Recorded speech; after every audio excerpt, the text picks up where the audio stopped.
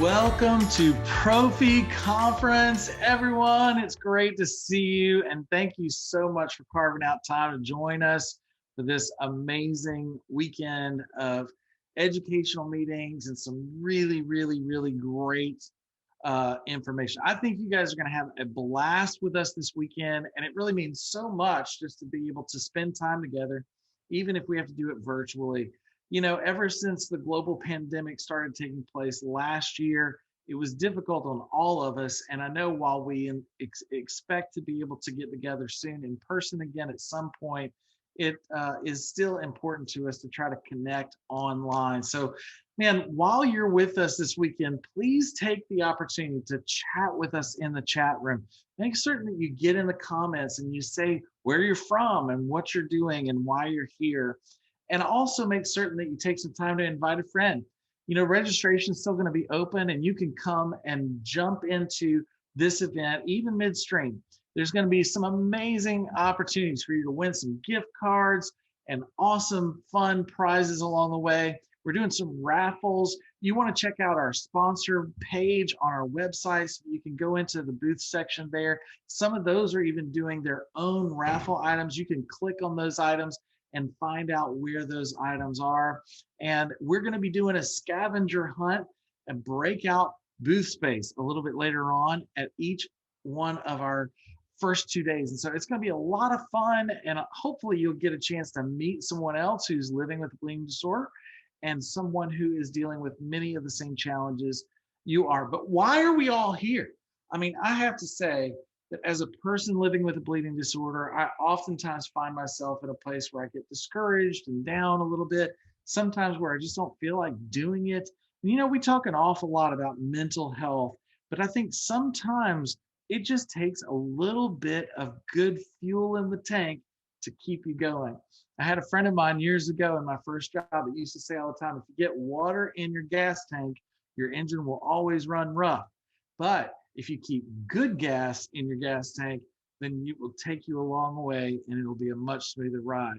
The truth is, we all need that good fuel. We need encouragement. We need inspiration.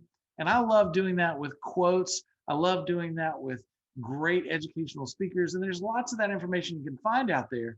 But one of the things that you're going to find this weekend that you can't find anywhere else is an opportunity to connect with other people who are experiencing living life with a bleeding disorder and have to cross those same challenges day in and day out. So we're excited to be a part of this with each other. Some of the things that I hope that we answer for you this weekend is, how do you address in getting inspired when apathy tries to set in? How do you address continuing on the path of your treatment regimen when you really just feel like giving up? And I think there's some great tips on how you can do that. Matter of fact, I wrote a few of them down and I'll just share some with you now. Rest, number one, is probably one of the biggest things that's so important for all of us. And I think it's really detrimental to most of us if we don't get enough rest.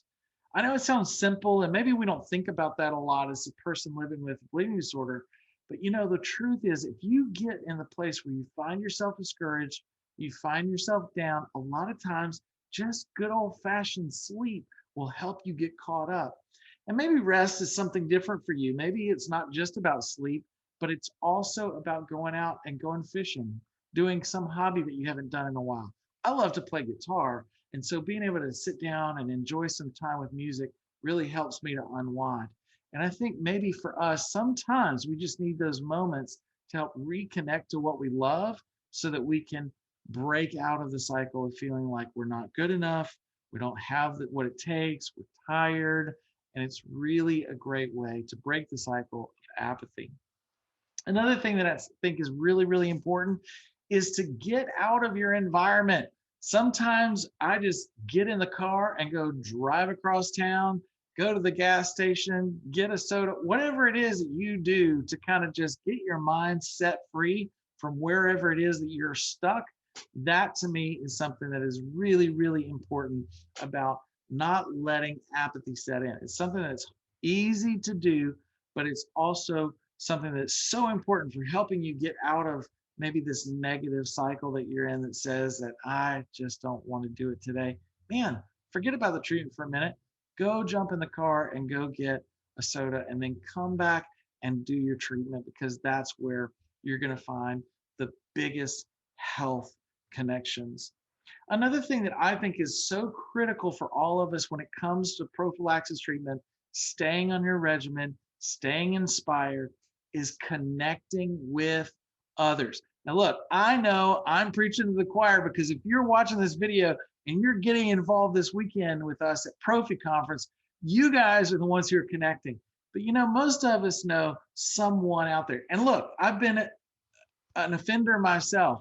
So I know what it's like to not be able to connect with others and feel like that you can't connect, and maybe even to feel like you got to hide in your hidey hole in order to be able to get rest. Sometimes you need that to break out of that cycle of of just being alone, and you need to go find somebody new, somebody you've never met before. You need to go network with some people who have hemophilia, who have a bleeding disorder, or maybe who dealing with some of the same challenges you're dealing with, and you need to go figure out how to get connected with them so that you can get back into the routines that give you life and make sure that you're safe and sticking to your regimen.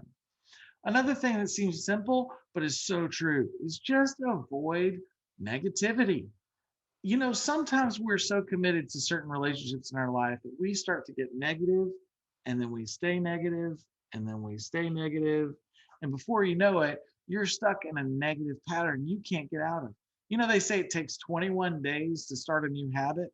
One of the things I want to challenge you to do is that if you are having trouble getting on track with your treatment regimen, try it for 21 days. It's basically a month. And if you can get on it, your doctor tells you, hey, you need to do this once a week. Hey, you need to do this 3 times a week. You need to do this twice, whatever that is, whatever your treatment regimen is. Just commit in your own mind. You're going to do that thing for your joints, for your health, for your body. Then you're going to do that for 1 month. You're going to do it for 21 days. And before you know it, you've formed a new habit. And you know what? Old habits die hard. So if you can make that an old habit, it's really much easier to just rest and relax and keep on track because you've got it as a habit. And last thing I would say is try something new. Sometimes you get stuck in the same routine and you think, well, I'm going to just always do the same things every day, and I don't know how to get out of this rut that I'm in. Well, sometimes it just takes you to just go and say, you know what, I'm going to break out. And instead of me doing it at night 3 times a week, or at night 1 time a week, or whenever my regimen is, you decide, you know what, I'm going to do it in the morning. Sometimes just doing something new will help. I'm going to set an alarm on my phone. Those are some amazing tricks that will help you break out of this negative cycle, help you get into a positive cycle that will help you be able to learn and grow to stick to that regimen and keep going with it. And if that starts to wear down and you find your energy waning and you find your difficulty in trying to keep up with that pace, change it up again. Try something else new. Maybe you need to do it at lunch break at work. You could go in and go to the car, go get yourself a sandwich and take yourself a shot. I mean, however it works for you. We've heard some great tips already. We're going to hear from some more people this week about great tips that they're doing to stay inspired. But there's any way you can do it to keep going and to stay on track. That's what matters, because your body is worth it. You have value and you are treasured. And you know what the reality is? You need all of these things and the treatment to be able to stay on track and keep healthy. And we hope to be able to provide you with a lot of those tools and resources this weekend. Look, I hope this is something that you can reference, but I also hope you take advantage of this live experience. Take some notes, write it down, get some paper out. I mean, I know paper's a little like old school, but get some paper and write some notes down. You're going to hear some great information this weekend from some amazing speakers. And when I say amazing, I really, really mean amazing. We have Kevin Harris this weekend that's talking about transitioning to adulthood. How do you go from being a teenager and just listening to what mom and dad says all the time to having to own your own hemophilia and your own treatment plan and take care of it yourself? How do you transition into that adulthood timeline? We're going to have some amazing speakers talking about females living with hemophilia. This is a real problem. And people are discovering all over the place that they had hemophilia all along. If they just had a little bit of information, they could have improved their own joint health. Don't get to the end of life with all this joint damage and go, oh, if I just applied a little bit of treatment, I could have actually solved that problem. We're going to even have some great information on long acting solutions. We're going to talk to people about how they have integrated prophylaxis treatment in their life, what they've done to inspire them. We have one man that's actually spent some time in jail, and while he was in jail, he actually got on prophylaxis treatment, and his life changed forever. And he got out, and once he got out, he said, I didn't even know life could be this good because the treatment really helped him to feel so much better. We have some other amazing things that talking about joint health this week. We have all kinds of things. And then Saturday, we're going to be really excited to do a panel discussion with some guys from all walks of life that are going to come together, and they're going to talk about how they integrated Prophy and how it really impacted their life. And actually get honest. We're going to talk about some moments when maybe we didn't do it exactly how we were supposed to do, and how that also made an impact on our joints and our lifestyle. So we are so glad you are with us this weekend. We're so glad that you took time out of your busy schedule, because I know how busy everyone is right now. But you know what? It's so meaningful to be able to be together, even in this way, in a remote and virtual environment, and spend some time together this weekend, really encouraging each other, not only to stay on track, but how not to fail. How do you stay consistent? How do you keep going when you don't feel like it? And I hope beyond anything this weekend that you build some new friendships and you get some inspiration. We all need it. Not one of us is void of getting just tired and getting down on ourselves. And so we need the encouragement. I need the encouragement. I'm glad you're here. Send me some encouragement, and we can do this together. So thank you for joining us, and we're going to get ready for some amazing speakers. Hi, we're CVS Specialty, and you've come to the right place for specialty medication and one-on-one support. We want to help make living with your specialty condition a little easier. Let's start with getting your medication. Most specialty pharmacies only offer delivery, but with us, you have options. We can provide convenient, contactless home delivery of your medication. But if you prefer to pick it up, we can have it available for you at any CVS pharmacy location. The choice is yours. We also know that taking a specialty medication, particularly if you're new to treatment, can come with questions. So we make sure you have access to a nurse and pharmacist specially trained in conditions like yours. Together, they're known as your CVS Specialty Care Team, and you can rely on them for trusted information. Send your care team a secure message on our website or mobile app.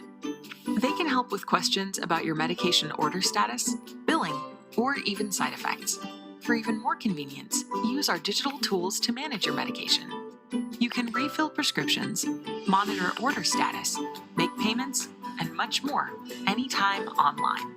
These are just some of the ways we can help you manage your specialty condition.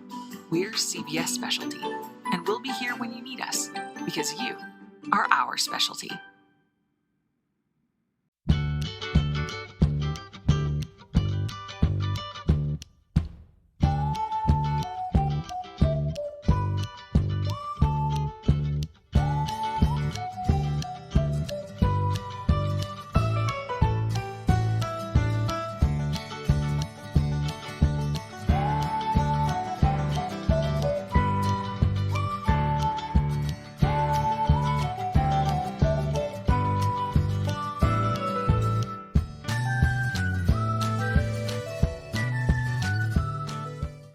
Hey, we want to say a huge thank you to all of our sponsors who helped to make this event possible. We really could not do it without the help of so many of you who jumped in to help us put on great educational events just like this one. We know this is in virtual format, and one day we hope to all be together again one day. But for now, at least, it's been great to be able to spend time with each and every one of you. And that would not have been possible had it not been for all of our amazing corporate sponsors. So please take time to make sure that you go by our website and visit the virtual booth space that they have. Some of those actually are clickable, and you can go and visit them. And even a few of them are giving away door prizes. So you can sign up for their door prizes right there on the spot. But check out all of our sponsors for this event and join me in saying a huge thank you to each and every one of them to making this moment possible. All right, I've got my good friend Antonio Morado in the house. Man, it is good to see you. Thanks for Yes, joining sir. us for Prophy Conference, man. It's Yeah, great to see you. absolutely. Could not miss it. Couldn't make me. Yeah, no, man. I tell you what, all this whole world of global pandemics has really changed so many things for all of us, and I know it's impacted you a good bit, but you kind of were on the cutting edge with Hemo Gamer, doing things Yeah. from home. You were like already trying to think ahead of how can you be on Twitch and Yeah. whatever else is out there that my kids love and I have no idea how to use yet. But well, I have to just dive right in because Yeah. I know for this whole conversation of prophylaxis, I can't help. You and I have done some things before in the past where you've spoken at our conference before in New Orleans. You've talked before with, at different settings. I think we did an article maybe in our magazine at one point Yep. with you. And I just can't help but think of your story when I talk about prophylaxis and the importance of prophylaxis. And you had a moment just growing up with a bleeding disorder and struggling just to try to be successful and just live life. You had a moment in your young adult years where some things really shifted for you in your mind, and tell us about that. How did that change for you when you really started doing prophylaxis treatment? Yeah. So I was diagnosed actually at the age of 8. So I had already gone a couple years without realizing I was a hemophiliac. The kind of ironic thing about it is we're leaving from the doctor to find out that I'm a hemophiliac, and on the way home, I get my first target joint, which happens to be my right ankle. I slipped on like a concrete thing and just completely fractured my ankle, and ever since then, that's been my buddy, my right ankle. So that's kind of how everything started. And for the longest time, because I'm technically a mild by the numbers, but the way I bleed and the way that just things work out, I'm more so like a moderate. But because back then, if you were mild, they were just kind of like, well, be lucky you're not one of those severe guys. So I was on demand. And as most of the bleeders will tell you, on demand means whenever you actually say you're in pain or when you're actually going to admit that something's swollen. And so there were a lot of times in my childhood, through high school where I didn't treat or, I didn't say anything.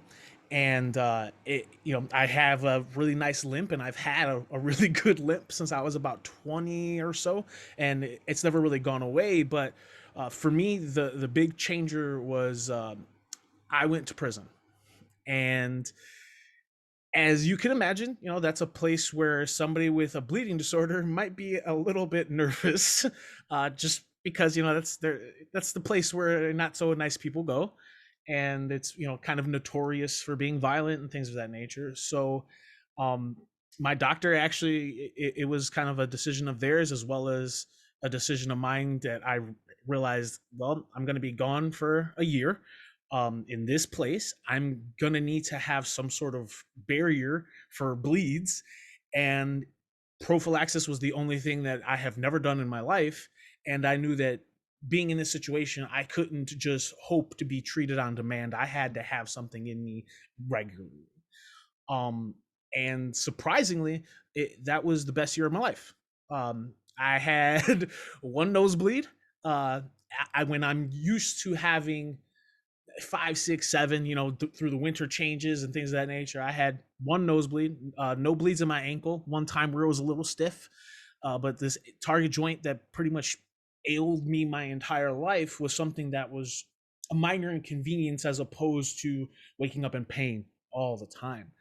And so when I left prison, Prophy was no longer a choice for me. It was the only option to kind of give myself some longevity. I'm only 32 years old, and I have this target joint and some other things that bother me.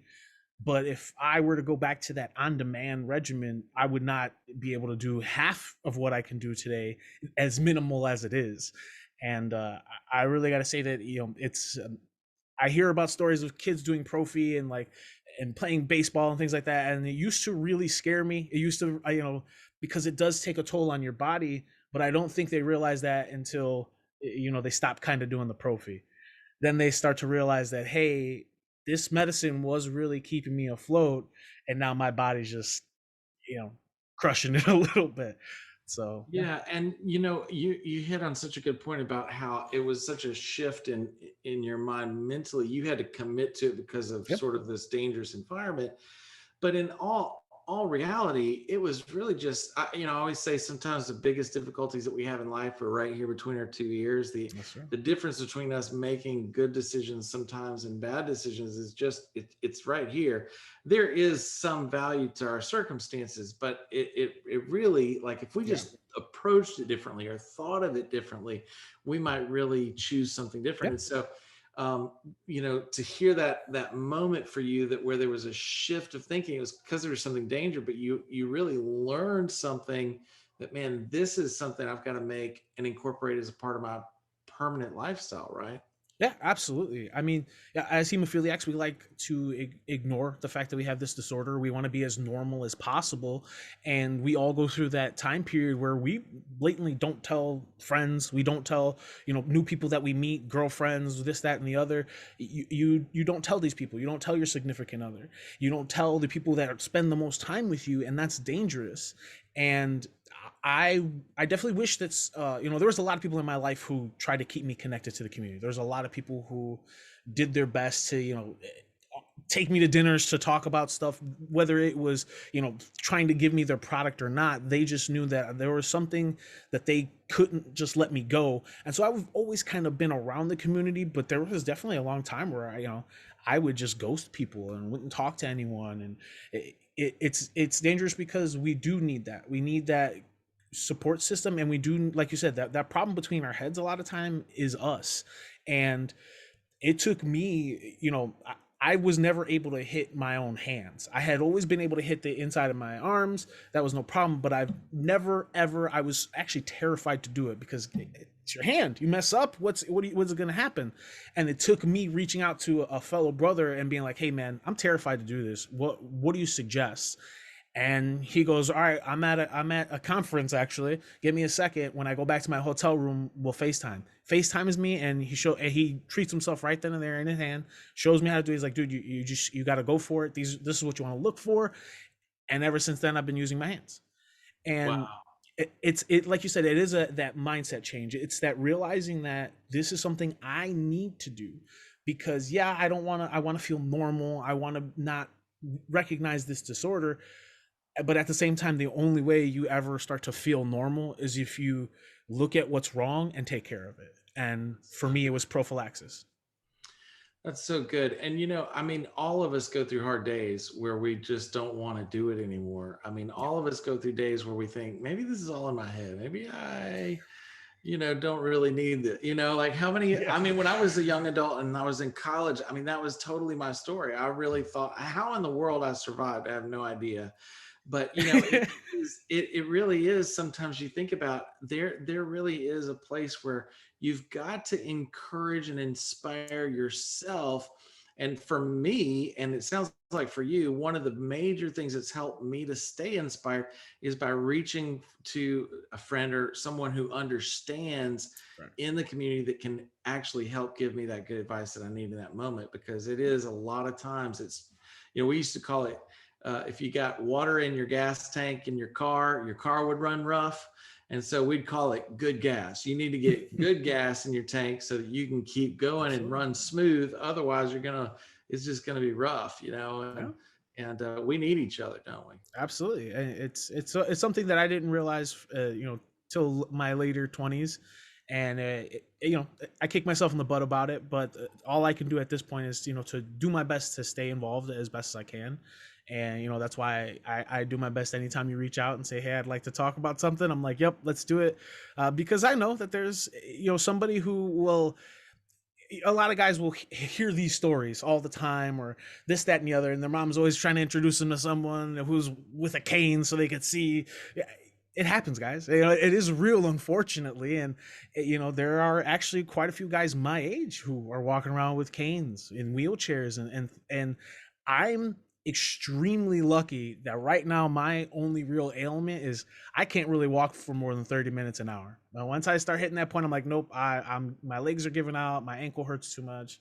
And that's, unfortunate product of also being sedentary for the last year or so because of COVID and not really being able to do anything. It hits you at some point that you're like, man, I could legitimately be the guy with the cane.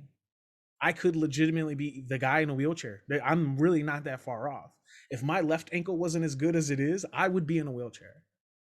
And if I didn't start that prophylaxis and realize, like, hey, this is what I need to do to have my version of normal, then I would definitely be way worse than I am. Because, like I said, you don't want to treat yourself. Yeah, it is so true. And I think, one of the things that again, this feeds into this whole prophylaxis conversation is that by keeping that medication on board in your system on a regular basis, on a preventative basis, even, you know, you're still going to have times where you push your body too hard or you go too far or you fall. And you might even need to adjust your regimen even then. But I guess one thing I want to know is that you've gone through so many hardships and so many times where it looked like it really life should have come to an end. Yeah. And you over and over again have like, really found a way to inspire yourself to really pick yourself back up. Even when you wanted to shut everybody out, you might have done that for a day or two or whatever, but then you figured out a way how to kind of come back and inspire yourself. Is there any tips that you give anybody that maybe they're feeling like that right now? Maybe they're watching this and they're thinking, gosh, I just don't want to do this anymore. Is there anything that you'd give them to say to them that would help them to understand maybe things you've told yourself to help them get out of their comfort zone and to get back on track? Um, this is good. It'll sound a little counterintuitive, but be selfish. As hemophiliacs, we grow up, unfortunately, putting other people in positions that they shouldn't have to be put in. My mother spent, years of her life in the hospital because of me. And while it's not my fault, it wasn't something that I did purposefully. Obviously, I was just a kid and I was getting hurt or, this, that, or the other stupid thing. At some point, it happens to all of us where we realize that we're a burden. We're a burden to people, and we don't want to burden people. So we don't say something when we're hurting. We don't say something when we need to treat. We don't say something. And it took me a very long time to realize that the only person that inconveniences is yourself, because now you're hurting and the people around you can tell you're hurting, but not because you said you're hurting, but because you're yelling at them because you're in pain, or you're shutting them out because you're in pain, or you're, just a million miles away from everyone because you're in pain. You don't want to deal with this. You don't want to talk to anybody. You're angry because of this, that, and the other. I couldn't open a pickle jar today because my hand's swollen. Whatever the case is, we beat ourselves up a lot for stuff that we can't control. And the one thing I've had to remember is like, dude, like you said, I've made it through a lot. I've been here. When I was diagnosed, they told me you're not going to make it past 18 because it was still that age of we don't know what to do with you guys. We don't know if we should put you in a bubble or just let you out to the wilderness to hopefully live a fulfilling 18 years. They didn't know what to do, and so it hit me at, obviously I'm like 21 and I'm like, all right, well, I didn't really plan for this. They told me 18, so I'm here now. And I had to kind of realize that the only way I was going to keep being here now was taking those moments and saying, hey, I'm in pain, I can't do this, or hey, I had a real rough mental day because my ankle's been hurting, I need to chill out. But communicating that and saying that out loud, that weight that gets lifted off you. Yes, we have been a burden. Yeah. Oh, well, at some point, the people you love are going to need you too. And the feeling that you get when you get to help them, they get that when they get to help you. So don't deny someone of that feeling to be able to be there for you, because you're their loved one. They want to help you out. And it really is just about taking that selfish moment, being selfish for a little bit and saying, you know what, man, I really can't do that because I'm in pain. Or, you know what, man, I really do deserve to kind of like, go see that movie or get myself $20 thing I've been looking at because it has been a rough week. Treat yourself, have that moment of like, yes, things are rough, but here, give yourself that little reward to say, hey, you got it, and you can keep going. And you'll start to notice that it gets easier, but it also becomes less of a chore. It becomes less of like, oh man, I'm struggling today. Who do I talk to? It's more like, man, I'm struggling today. Let me hit up so and so. I usually talk to him. Or let me speak to my significant other. I usually talk to them. Let me speak to my parents, my brother, whoever it is. You start to realize that being selfish is selfless, because when you admit what's going wrong with you, the people around you don't have to guess, and they know exactly how to help. Very interesting.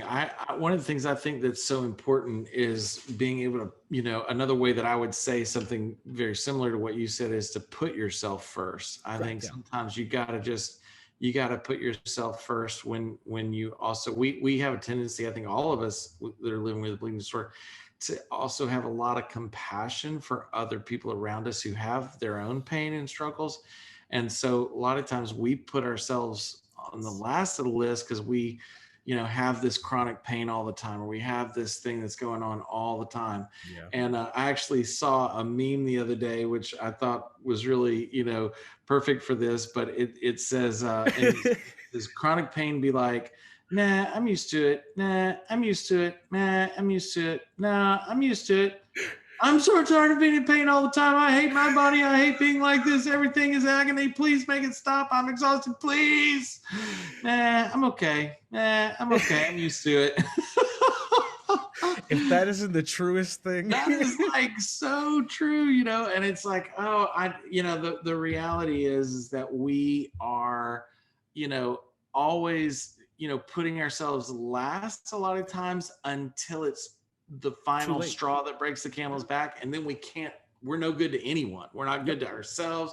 We're not good to anybody else. And so sometimes putting your own needs, as being valid, is even in your own mind, which goes back to that whole thing. Sometimes our biggest problem is right here between our two ears, is really important. And I do think, we again, getting up and giving yourself the infusion. I would say this, for me, giving myself, staying in my prophylaxis regimen is actually much, I'm much more consistent about it when I am aware that I'm doing this for my family. Correct. When I'm doing this for my kids, I'm doing this for my wife, I'm doing this for my loved ones, because if I'm just doing it for me, even I can do that a little while, but like I get stuck in that where I'm just like, I don't even care anymore. I mean, you can get in such a mental state of like,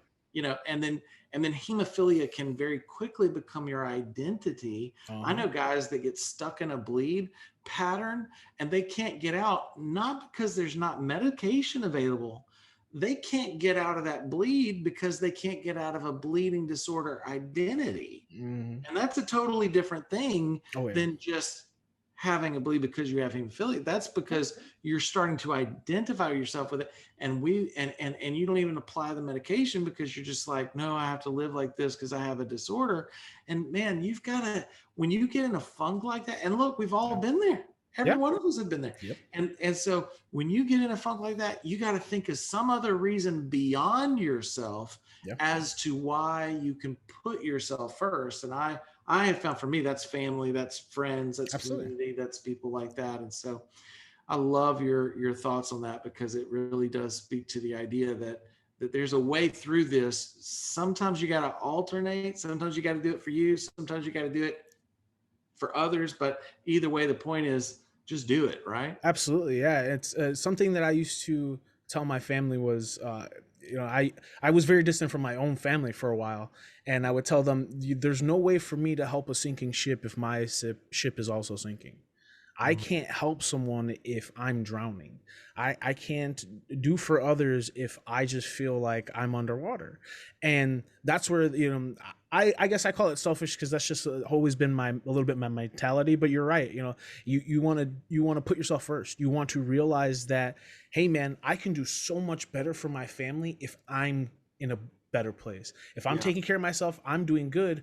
My family doesn't have to worry about me. That right there is relief that most people will never understand. That your family doesn't have to worry. It's a good thing, and it's something that you always want to try to strive for, is keeping yourself on point, because it helps the others around you be on point. That's so good. That's so good. Well, I know that you are really, really always open door online to let people come and hang out with you and Yeah. share about hemophilia. And so, where can people look you up? How can people find you on social media and on your? Social media, basically anywhere. Dozer Die Happy, anywhere. Twitter, Instagram. I also do stuff as the Hemo Gamer on Twitter and Instagram, so you guys can find me there. I also game Dozer DH, Dozer Die Happy. You'll find me everywhere. That's great.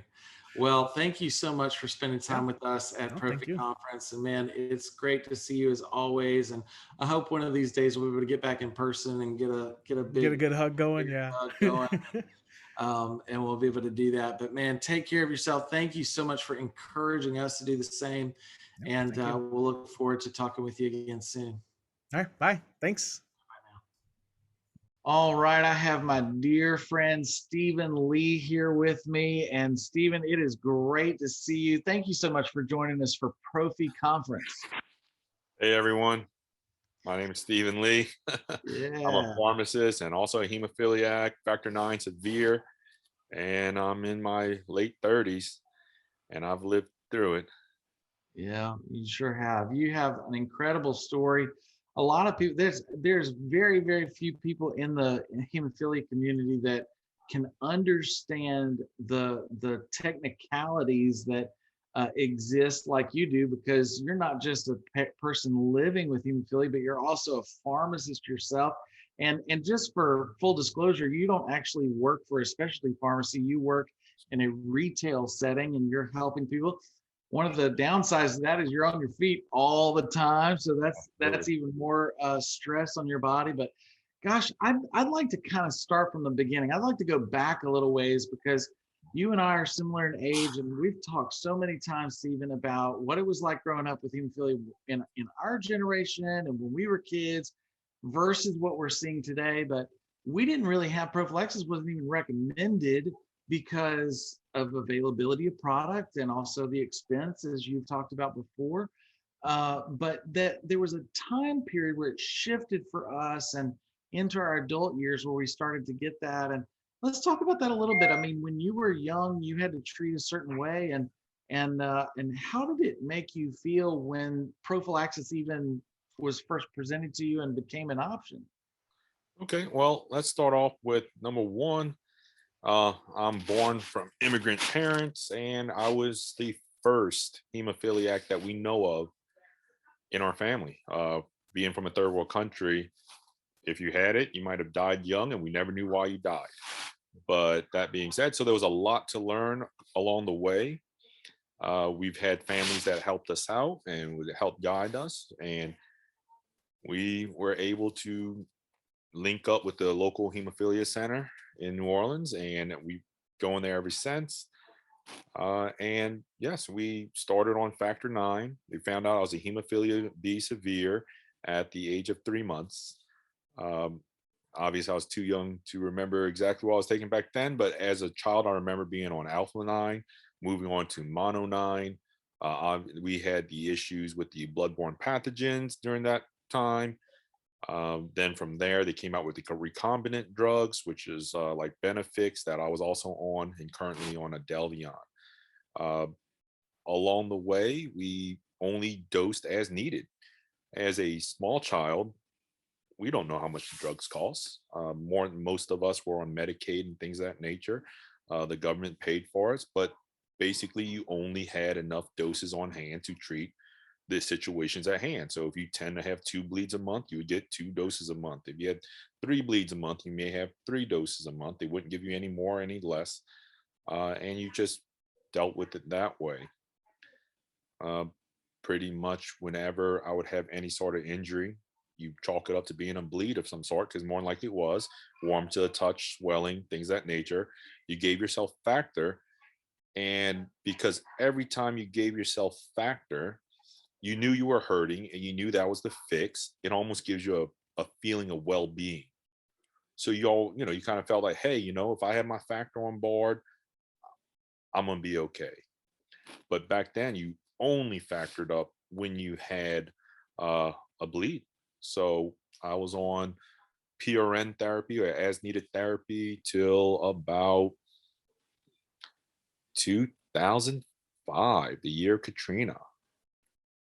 Yeah, so I was on PRN, and basically what happened was, throughout high school, what my doctors misdiagnosed as tendonitis from me working out and things of that nature.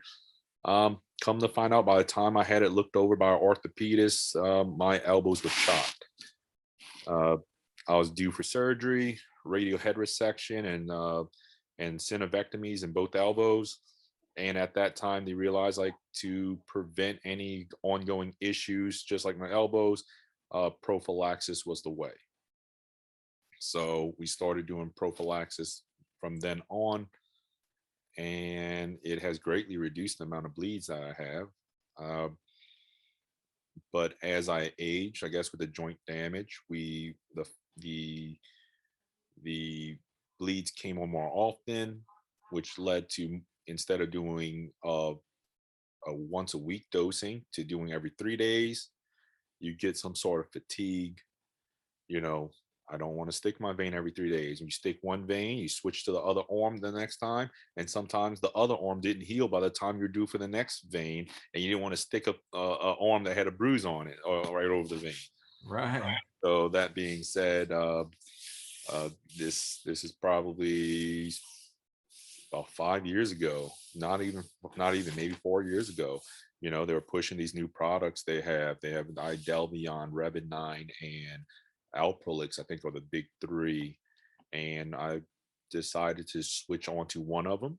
I've been on it for that period of time, and for the convenience of dosing, it really helped keep me consistent. Because, hey, if I only have to do it once every 10 days, which is better than better than every 3 days, I'm a lot more compliant. And, obviously with my career, I preach compliance, uh, you know, um, but yeah, I mean, I've been there. I've had the fatigue. I've had the bleeds, and I've changed my therapy to make it the most convenient way possible to keep me compliant. Yeah, you bring up a great point about compliance because, I think that as a person, living with a bleeding disorder, it's easy to sort of feel like that, this is what the doctor recommends, but it's kind of a suggestion. But really, compliance is all about saying, no, I'm going to take this as gospel. I'm going to take this as concrete. I'm going to take this as something that I need to really do. We meet teenagers and even college students today that have never had a bleed in their entire life. They don't even know what a bleed feels like. And you and I, like growing up with like not knowing what a bleed was. I mean, that you had a bleed all the time. I mean, that was just part of it. That was what hemophilia was. And so, but I think one of the dangers I see in that is that so often a lot of these guys go off to college. They feel like, maybe I don't really need this as much as everybody says I need it. I mean, maybe it's just all in my head. And they let it go for a little while. And something really catastrophic could happen, but it doesn't have to be catastrophic to still create a problem. And one of the things that we are so adamant about is that if your doctor recommends for you to be on a preventative therapy, man, just do it like brushing your teeth. You don't have to believe in cavities to still brush your teeth every day to prevent them. And so, I think that it's critical that we encourage each other to be able to stay consistent because of the long term health and not just the immediate gratification of not having a bleed or helping a bleed get better, right? Yeah, absolutely. And can we get religious on this? Okay. With that being said, Oh, have you ever heard of doubting Thomas? What Jesus said, touch my wound, whatnot. Look at my scars. I'll show you my scars. Both elbows, radial head resection, synovectomies. You don't have to see it to believe it, but if you want to see it, I'll show it to you. uh it's a lot like having an older brother. I'm fortunate enough, I have a brother that's 2 years older than me, and growing up so close in age, we're really good friends. We, did things in college together and hung out quite a bit. And I didn't have to make the same mistakes he did, because seeing him make mistakes made me make sure that not to make the same mistake. So I was able to save myself from mistakes by having someone walking it first. Well, just like us, look at my scores. We've made the mistakes. Learn from our mistakes. Don't make your own. That's so good, Stephen. So good. And I think that there's a lot of people out there that want to do the right thing. They want to, and they just don't understand the why. But look, this is wisdom, man. Listen to what Stephen is saying and take this on as the why. But also, let's talk about just for a minute the parent dynamic, right? I mean, I know, for instance, my parents really made a big deal about me taking care of my body because they cared for my body. And so tell me a little bit about your growing up. I know your parents were very vested and very busy people. They were working hard. They didn't have time to do a lot, but they made time for you and making sure that your care was a priority. So how did that impact your mindset towards taking care of yourself? Well, that being said, both my parents, they owned their own restaurants as I was growing up, and they were both downtown. One fortunate enough to be right in front of Tulane Hospital, so that was convenient for me. But basically, we knew they were busy. I didn't want to take time out of their day, and mind you, well, back in the early '90s, it's not like it is today. I remember I wouldn't take time out of the day if I was bleeding and I needed a factor. Believe it or not, the Tulane crew would, Miss Karen, she would come and I'd meet her in the evening when they're done with rounds, and she would start the shot, and we'd get the rest of my factor in. I would just not go to school that day, go to my mom's restaurant, wait until it was 3:30, walk by myself as a little 6, 7, 8 year old, walk by myself a block down the street, up the elevator, third or fourth floor, depending on what decade it was, and and just sit there. And they knew why I was there. Had my little Ziploc bag and my factor ready, and they would start the IV and help me with my factor every week. I had about 3 bleeds a week. I mean, 3 bleeds a month. So back then, so regular rowdy little preteen, 10, 8, 9, 10 year old, whatnot. Wow. You have been, I mean, as long as I've known you, but from your story, I mean, you have been incredibly responsible. Really, you have a mindset of excellence. You want to go above and beyond. You want to have what you want to do, the things that it takes to be successful in your life in every area. And I really admire that so much in your life. And so I would say that you've really achieved a lot of things, including good health and good joints, because you have committed to adherence. You've committed to your regimens in life in every area. And so I just admire that in you. But I have to believe that there has to have been moments where even you got tired and were thinking, man, I just want to give up. Like, I just needle fatigue. I just don't even want to do this. Like, why do I have to do this? Do I have to do it? Did you ever get to that place where you're just like, man, I just want to throw in the towel on this? And that was in college around 2005-ish, around Katrina. I had the surgery on my right elbow. Took me 3 months before I could move my elbow enough to feed myself with my right hand. 3 months. So factor was given for the first month daily. Mind you, I'm a factor 9. We don't do daily injections like the 8s. So yeah, so it was daily. Luckily, they would start an IV in me and change it out every couple of days to make it a little easier at first. When I had my second surgery, they actually had a PICC line in me, which can stay for a longer period of time. But yeah, so I mean, there was definitely some fatigue associated with that. And you're like, man, do I have to do this? Can I cheat? Can I just, do it every other day, every third or every fourth day? But ultimately, you're only given one life. You're only given one body. you power through and you do what's right. That's good. That's good. I think respecting yourself is as much a part of this whole conversation as it is valuing the opportunity we have, right? I mean, there's so many people around the world. You mentioned where you were born, even before you moved to this country, or before your parents moved to this country. You know, this kind of level of therapy may not have even been accessible over the, and there isn't for millions of people really all over the country, all over the world. And so it's kind of like, man, out of just because it exists doesn't mean everybody has access to I it. mean, I've been reached out to from people in the Middle East, and most recently, someone from Brazil. And in the Middle East, the guy was roughly the same size as myself.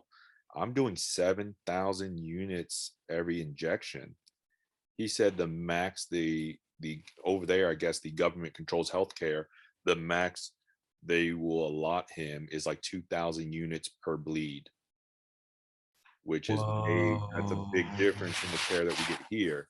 And the guy in Brazil, they reached out and they were saying they only have the plasma derived factors in there and it's only available at the hospital. So they're not lucky like we are that we have it on hand at home that we can give it to ourselves. And not only do we have it on hand, we have the better products that you don't have to worry about the bloodborne pathogens, and we have the access to the extended release products and things of that nature. So yeah, it's definitely our level of care here is top notch in the world, and you shouldn't take it for granted. It's so good. And also it gives you the opportunity to achieve a lot more, right? I mean, I don't think you would be able to do your job every day by standing on your feet and doing all of the things that are required with your profession, even if you didn't have access to that, right? Yeah, yeah. And mind you, I started off working for a big nationwide chain, working 14 hours a day, never sitting down once during my shift. 14 hours a day. Trust me, it takes a toll on your body. You learn a lot about the different types of shoes and the different types of things that you can wear to help you maintain those type of shifts. But being having the factor available to you, understanding the importance of keeping up with your body, understanding even things from muscle tone and things of that nature. Not trying to say everyone should be a bodybuilder, but understand that if you have strong muscles around your joints, it supports the joints and takes the stress off of it. Um, you learn that we have the ability to live a normal life. If you have factor on board 24 hours a day, theoretically, we're normal. We're just like anyone else. Now, you get some major bleeds and all of a sudden you realize how not how we're maybe a little bit slightly off of normal, but outside of that, we're having factor on board really helps us stay as close to ideal as possible. Yeah, that's so true, and it really does. But it doesn't mean that we won't be without some other issues along the way that are just bizarre that pop out of the blue.